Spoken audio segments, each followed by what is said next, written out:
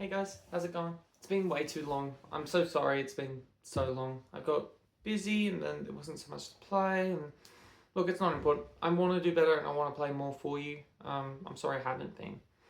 As the title says, I was recommended recently to teach you guys how to play Woman by the 19, so I thought I'd do the tutorial for you.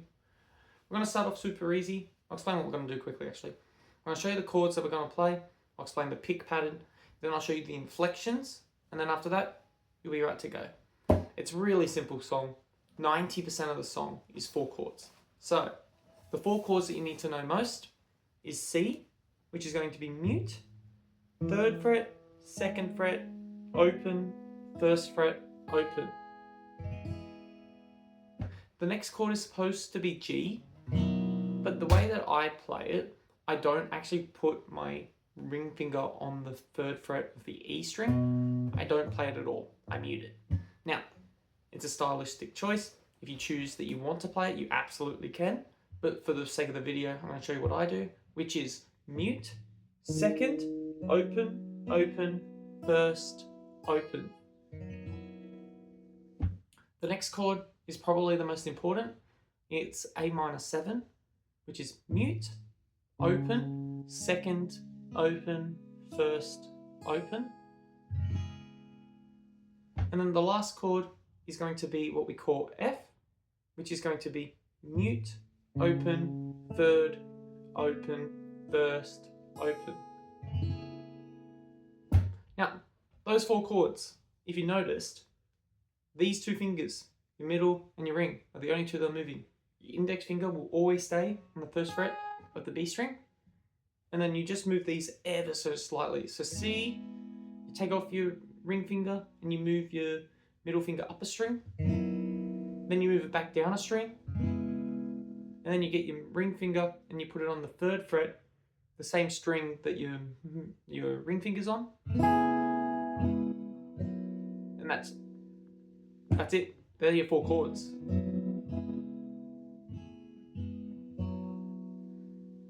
And what I'm playing there is like 90% of the song as well.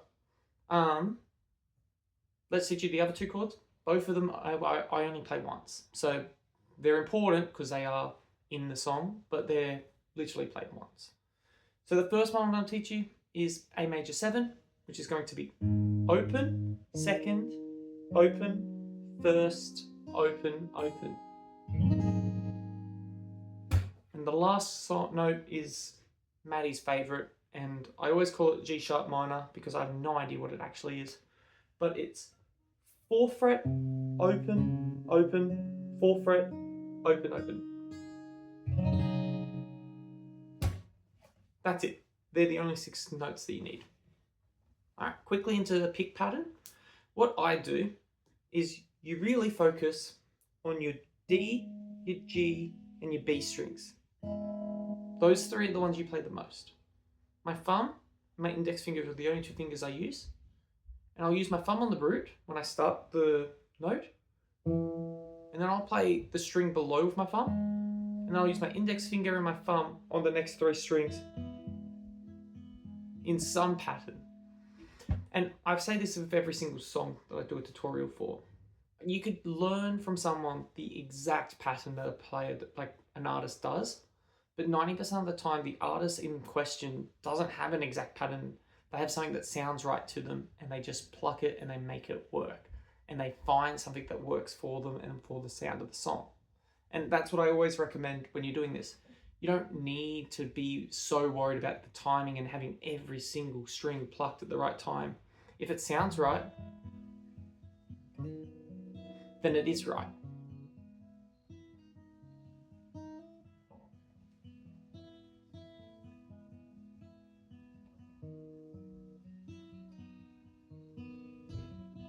You know what I mean? Like, none of that would have been the exact moments that Maddie was playing it, but they work and it sounds like the song. So if it sounds right to you and it sounds right to the song, then play it. It's how you should do it. But yeah, as long as you play the root note to start, and then you do some combination of the 3 strings below the root note.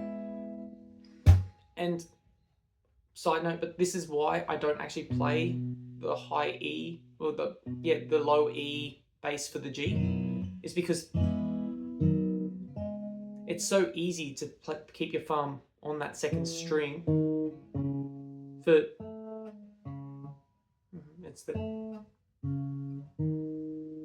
it's the root note for the entire song basically.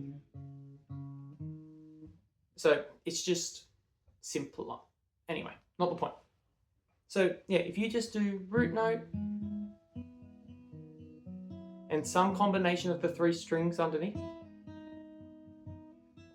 you're going to get something that sounds exactly like Woman.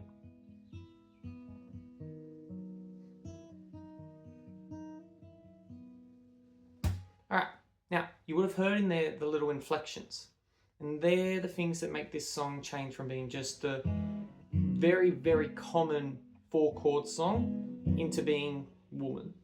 So the main one is at the end. So the 4 beats are going to be, like for the start of it, is C, G, A, and then A again. And on that time when there's the double, what Matty does the entire song is he takes his index finger off the B string with a hammer off and then hammers it back on. And you'll notice it. So like, ready? I'll do it here. C's fine. Our G's normal. Our A.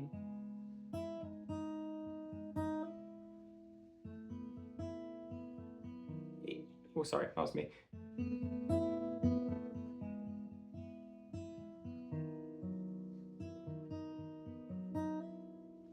So both times, when it's the E the first time around and when it's the G the second time around, Matty will play the hammer on and hammer off, and he will make sure that it's very clear, because that's what makes Woman sound like it does. So if you can do that, you've already got 90% of the song.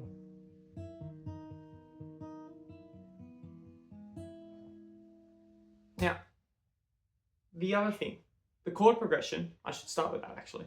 The chord progression is C, G, A, F, A, G, and then C, G, A, but this time he goes F, then straight to G, and then the next bar starts with C.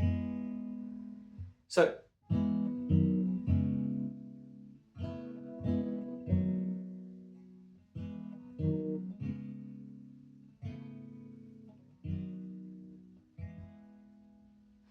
and when we get through that cycle once, we do it again, and then we do it a little bridge, and then we do it again.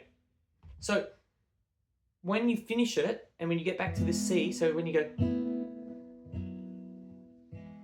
this C here, what Matty does, the other inflection, he gets his pinky, and he hammers on and off the D string at the 3rd fret. So, just so you can see, he hammers on and off this string here, the 3rd one, at the 3rd fret. He keeps the C shape, he just hammers on and off that.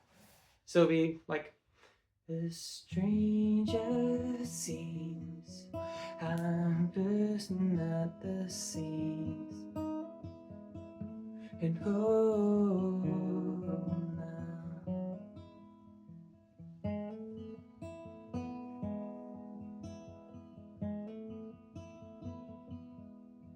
Her wife first was saying, tell me on.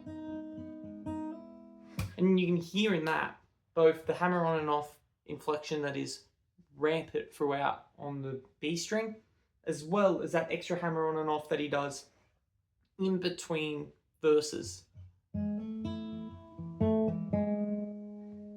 Alright, now that is 90% of the song done.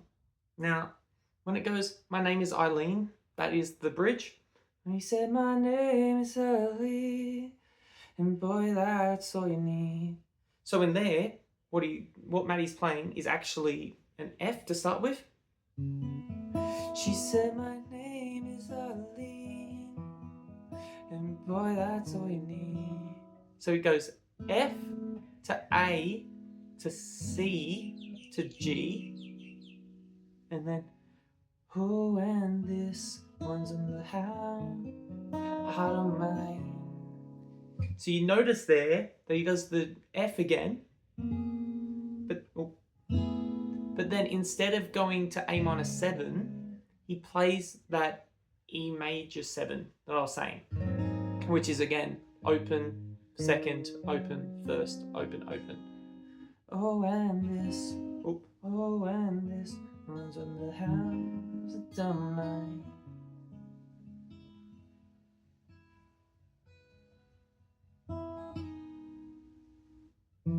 And then he goes back to the C's. May I stays my name.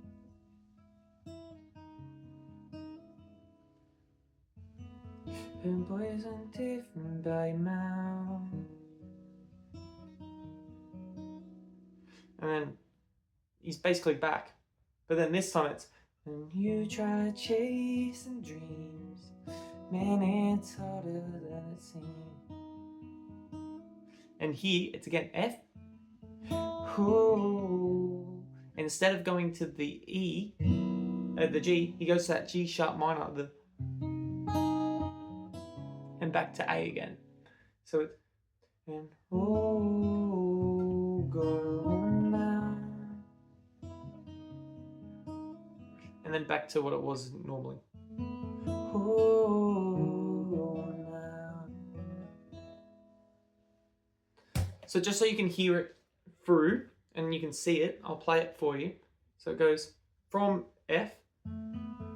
He said my name is Darlene, and boy, that's all you need.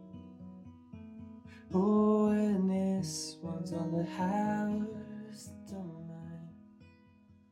And that's a little inflection that I do. I put my pinky on the high E. You don't have to.